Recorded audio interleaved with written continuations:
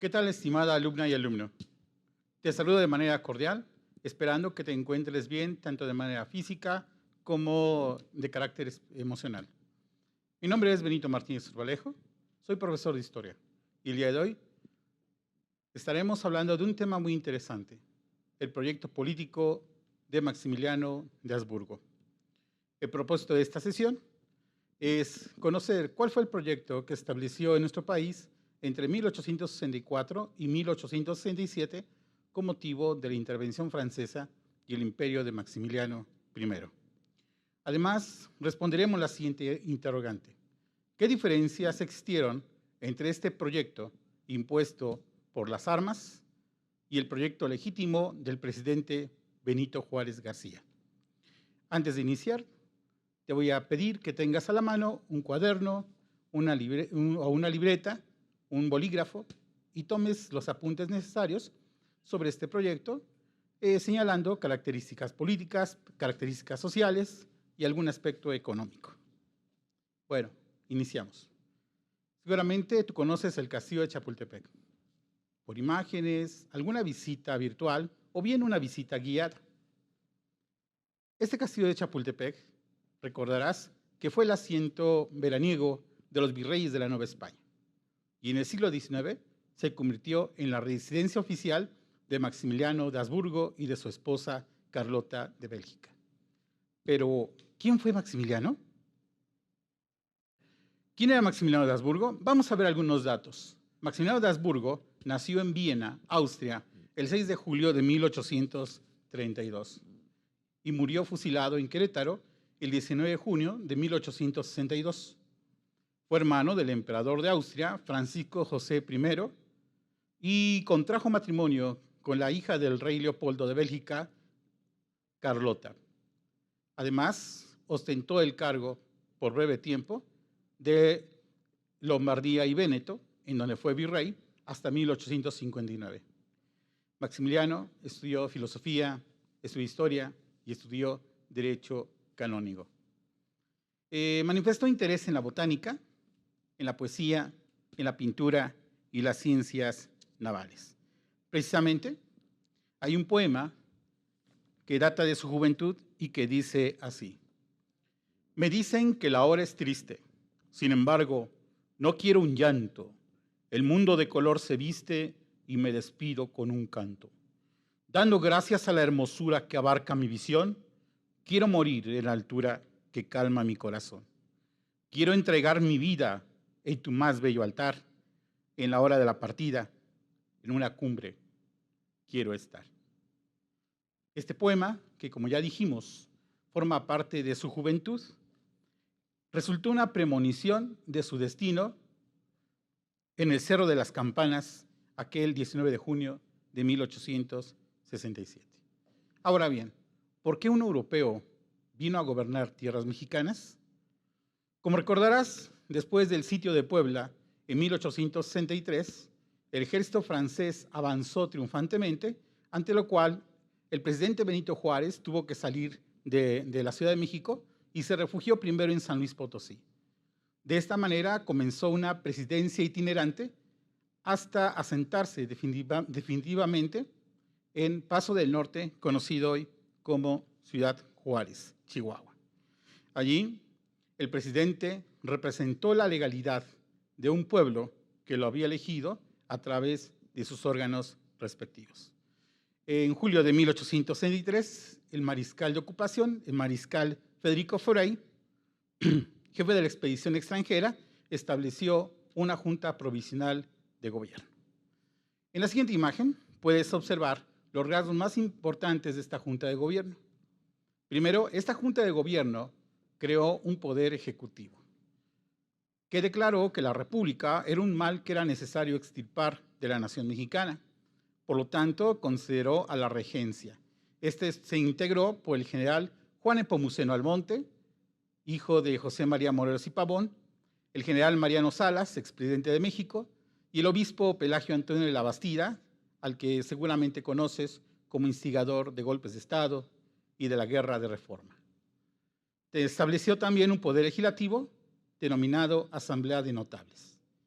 Esta Asamblea de Notables señaló la necesidad de adoptar una monarquía moderada y, por lo tanto, abrogar la república, ofrecer la corona imperial a Maximiliano de Habsburgo y a sus descendientes, y establecer la soberanía de Napoleón III sobre México.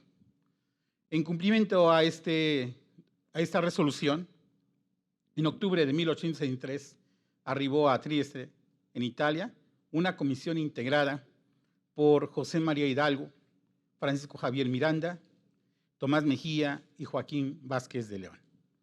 Esta comisión, contra la independencia de México, ofreció el gobierno, y para hacerlo recurrió a una serie de argucias y de datos realmente falsos, como que los mexicanos anhelaban a la monarquía de Maximiliano de Habsburgo. Además señalaba que el presidente Benito Juárez había salido del país, cosa contraria a toda realidad. Después de una serie de negociaciones, el 10 de abril de 1864, Maximiliano de Habsburgo aceptó la corona de México mediante el Tratado de Miramar. En este tratado se estipulaba el apoyo de Francia, es decir, Napoleón III, a la intervención. Además, se señalaban los deberes que México adquiría al pagar la intervención, como las indemnizaciones, pagar también los salarios. Es decir, en una palabra, México pagaría a aquel país que lo invadía. De esta forma, tanto Maximiliano como Carlota aceptaron el trono de nuestro país y, con los títulos de emperador y emperatriz respectivamente, arribaron al puerto de Veracruz un 28 de mayo de 1864. Después de un frío recibimiento en el puerto, la situación para estos gobernantes cambió de manera radical desde la ciudad de Puebla, en donde las clases privilegiadas asusaron a la gente para ofrecer un recibimiento triunfal, y emperador llegó a la Ciudad de México igual en un clima de algarabía. Sin embargo, este recibimiento sería el preámbulo de un imperio que duraría poco tiempo, por eso se le llama el efímero Segundo Imperio Mexicano, que estableció control solamente bajo ciudades o bajo regiones de manera temporal, en donde la fuerza de las armas les ayudaba a establecerse. La llegada de Maximiliano I a la Ciudad de México implicó tempranamente la desilusión de los conservadores mexicanos. Entre las medidas aplicadas por Maximiliano, tenemos que no solamente derogó las leyes de reforma, sino que las consideró como parte de una buena administración.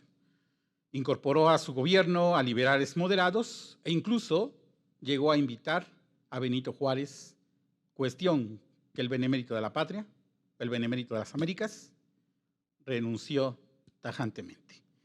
Entre las medidas, además de incorporar al gabinete a estos liberales, tenemos que con los militares conservadores operó de manera inteligente, debido que ordenó que fueran al extranjero como representantes del gobierno mexicano, tanto a Leonardo Márquez, el famoso tigre de Tacubaya, así como al general Miguel Miramón, destacados militares conservadores.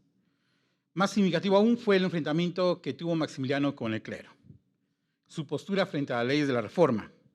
Para sorpresa de la facción conservadora, Maximiliano reconoció la ley Lerdo, que desamortizaba las leyes, los bienes eclesiásticos y comunales, establecía la tolerancia de cultos, a pesar de que manifestaba que la religión católica sería la oficial del Imperio Mexicano. La ruptura con el clero se había puesto ya de manifiesto a partir de la exigencia de la autorización imperial para todo documento de carácter eclesiástico, lo que implica que si una bula llegaba a México, no debía publicarse para el conocimiento de los feligreses, a no ser que tuviera la autorización del gobierno imperial.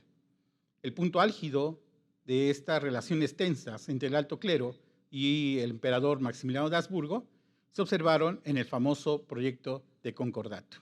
En la siguiente imagen vamos a ver algunos elementos de este concordato.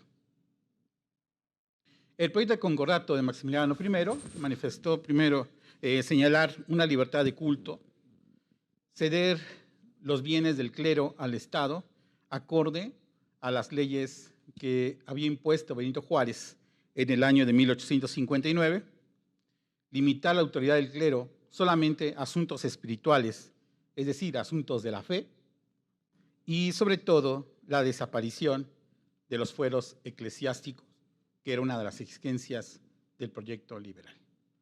Vemos entonces que Maximiliano de Habsburgo fue un gobernante liberal. En abril de 1865, Maximiliano promulga lo que se denomina el Estatuto Provisional del Imperio Mexicano. Algunos de los elementos de este Estatuto Provisional los tenemos aquí. Primero, la forma de gobierno. La forma de gobierno sería una monarquía absoluta, no una monarquía moderada, como había planteado la regencia, sino absoluta, con un príncipe católico al frente. La soberanía no a cargo o no depositada en el pueblo, sino en la persona del emperador. Establecía órganos de gobierno, entre ellos los ministerios, que constaban de 9 departamentos o despachos, y un Consejo de Estado cuya función fundamental era la formación de las leyes. Además, establecer el derecho universal a solicitar una audiencia ante las autoridades, uno de los principios fundamentales de las sociedades democráticas. El Estatuto Provisional del Imperio Mexicano señaló la necesidad de las garantías individuales, esto es, la igualdad jurídica independientemente de la condición social, de la condición cultural, de la condición económica. Señalar que para lograr una aprehensión se necesita un mandamiento judicial, evitando las arbitrariedades, la abolición de la esclavitud por siempre, así como de la servidumbre, prohibir la confiscación de bienes como parte de un proceso judicial y no establecer jamás trabajos forzados. Por otra parte, también señalará la división territorial acorde a un proyecto diseñado por el geógrafo Manuel Orozco Iberra. Este proyecto de división territorial señalaba que el país debía ser dividido en 50 distritos. Cada distrito debía garantizar el aprovechamiento efectivo de sus recursos naturales.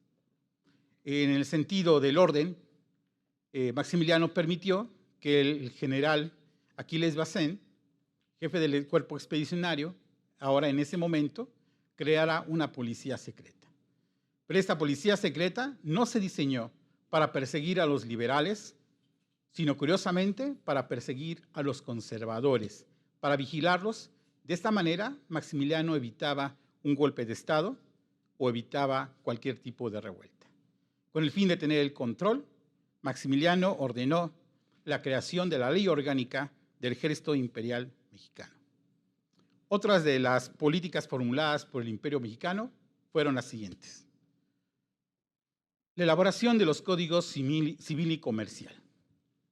Establecer leyes en beneficio de los sectores urbanos, del sector de los campesinos y sobre todo de los pueblos indígenas. A través de la ley sobre el Fondo Legales de los Pueblos, acepta las reclamaciones que provenían desde años anteriores, particularmente ante la desaparición del Juzgado General de Indios con el fin del periodo colonial. Se creó una junta protectora de las clases menesterosas. Estas clases menesterosas habían sido afectadas por la mala administración, por la corrupción, el despojo territorial y la carencia de indemnizaciones. También, como parte de esta política benefactora, Maximiliano ordenó la fundación de casas de maternidad y beneficencia. El objetivo era atender las necesidades más acuciantes de la sociedad mexicana en el siglo XIX. Otro de los problemas que se enfrentaron las sociedades fue el trato con los pueblos indígenas. A diferencia de los proyectos liberal y conservador clásicos mexicanos, el gobierno de Maximiliano de Habsburgo se interesó por la integridad de los pueblos indígenas. Así, podemos observar en la siguiente imagen algunas de las medidas políticas y sociales de los pueblos indígenas. Entonces, observamos, entre las medidas políticas tenemos la incorporación de coras, mayos, ópatas, yaquis al ejército imperial. Son pueblos indígenas. Y las condecoraciones a líderes indígenas, tal fue el caso de Manuel Osada, del territorio en ese momento de Nayarit. Entre las medidas sociales podemos señalar claramente el establecimiento de educación obligatoria para los pueblos indígenas, y esta obligatoriedad no solamente afectaba a los pueblos indígenas como tales, sino la obligación del Estado imperial de otorgar todas las facilidades necesarias para que los niños indígenas concurrieran a las instituciones pertinentes. La devolución de las tierras, problema al que México se había enfrentado desde finales de la colonia, y que todo documento de carácter legal y de gran trascendencia fuera tanto de carácter bilingüe como de fácil entendimiento para toda la sociedad. La formación liberal de Maximiliano también se evidenciaba en su preocupación por la educación de la sociedad. Los índices de analfabetismo eran terribles en el siglo XIX. En consecuencia, formuló la Ley de Instrucción Pública en el año de 1865. Esta ley organizaba y constaba de lo que tú puedes observar en tu pantalla. La Ley de Instrucción Pública del año 1865 está dividida en 3 títulos. Primero, el título 1 señalaba que los niveles de educación deberían ser primaria, secundaria, superior y estudios especiales. Algo similar a lo que hoy tenemos. El título 2 hablaba sobre la educación, que esta debería ser gratuita y obligatoria. Y no solamente eso, sino debería estar bajo control absoluto del Ministerio de Instrucción Pública, lo que significa que si la educación estaba a cargo del clero regular o del clero secular, este debía sujetarse al Ministerio de Instrucción Pública y, por ende, debía sujetarse a las políticas del imperio. El título 3 hablaba sobre la instrucción secundaria. Para la instrucción secundaria señalaba la necesidad de crear liceos y colegios en donde se fomentara no solamente la ciencia, sino también las artes. Establecer la normatividad, los lineamientos pedagógicos, establecer por vez primera lo que se conocía como boleta mensual y la supervisión escolar. Entonces, como puedes ver, esa ley de instrucción pública es muy cercana a la Ley General de Educación, que provino después del artículo 3, varios años después, con la Constitución de 1917. Otra de las estrategias para modernizar el país, además de las leyes, fue la fundación de instituciones científicas. Maximiliano, como todo liberal, concebía que la ciencia era la base de la transformación de la sociedad, y una sociedad informada es una sociedad que está en continuo movimiento. En la siguiente imagen debemos de tomar en cuenta algunos datos fundamentales para este tema de la ciencia. Observamos que se fundó la Academia Imperial de Ciencia y Literatura. En esta Academia Imperial de Ciencia y Literatura se enseñaron varias áreas del saber: la lingüística, botánica, la etnografía, geografía, arqueología y mineralogía. Dentro de esta Academia Imperial podemos señalar la presencia de Manuel Orozco Iberra, José García y Casbalceta, notable bibliófilo, Antonio García Cubas, historiador, cronista y geógrafo, y José Fernando Ramírez, que lo mismo escribió de poesía, literatura en general, historia y algunos artículos de carácter científico. En lo que corresponde a la identidad nacional, el imperio se enfocó en apoyar las artes, a fin de que se concibiera la monarquía, como un proceso de modernización. Y no solamente eso, sino de integridad o de unidad histórica mexicana. Por esta razón se refundó la Academia Imperial de San Carlos. En esta institución se cultivaron el talento de varios artistas de gran renombre, como los pintores Luis Coto y José María Velasco, al que seguramente recordarás como paisajista, y en alguna marca de cerillos podemos encontrar incluso sus paisajes. Y por otro lado, el escultor Miguel Noreña. Entonces, como podemos ver, esos proyectos de modernización fueron significativos no solamente para el siglo XIX, sino para la historia del liberalismo mexicano. Volvemos a la pregunta inicial. ¿Te acordarás? ¿Qué diferencias tenemos entre el proyecto liberal de Maximiliano y el proyecto liberal de Benito Juárez? La respuesta es poca o nada. El liberalismo de Maximiliano trajo como consecuencias que tanto conservadores que lo habían traído como el alto clero que lo apoyaban entraran en un proceso de desánimo y comenzaran a conspirar en torno a su dimisión. Por otro lado, la victoria de los guerrilleros chinacos. Los chinacos eran guerrilleros irregulares, así como la formación de un ejército republicano con el apoyo de los Estados Unidos. A partir de 1866 comenzaron a tener estos grandes triunfos y esto motivó que el imperio de Maximiliano no se lograra consolidar como tal. En el año de 1866, además, Francia anunció el retiro de sus tropas debido a que se preveía una guerra con Austria y después con Prusia como parte del nuevo equilibrio europeo. Esta situación implicó nada más y nada menos que el aislamiento de Maximiliano. Tratando de salvar este imperio, Carlota de Bélgica, esposa de Maximiliano, salió del país buscando el apoyo primero de Francia, después de España, después de Roma, pero en el transcurso del viaje perdió la razón. Al enterarse de la partida de Carlota, los guerrilleros chinacos, así como soldados republicanos, entraron en júbilo porque era una muestra de la debilidad del imperio. De manera anecdótica, podemos señalar que Vicente Riva Palacio, el gran poeta y general republicano, compuso las notas de la canción Adiós, Mamá Carlota, que se convirtió en un verdadero himno de batalla y de triunfo entre los defensores de la República y de la independencia nacional. Después de los triunfos republicanos, de Porfirio Díaz, de José María Iglesias y del general Mariano Escobedo, Maximiliano salió de la Ciudad de México y se refugió en la ciudad de Querétaro. 72 días después de un sitio, Maximiliano tuvo que rendirse ante el general Orejón S., tal y como le llamaban a Mariano Escobedo. Tras estar sujeto a un proceso judicial, se le condenó a pena de muerte por violar la soberanía nacional, amenazar la independencia y amenazar la vida e integridad de los mexicanos. Esta pena se ejecutó el 19 de junio de 1867.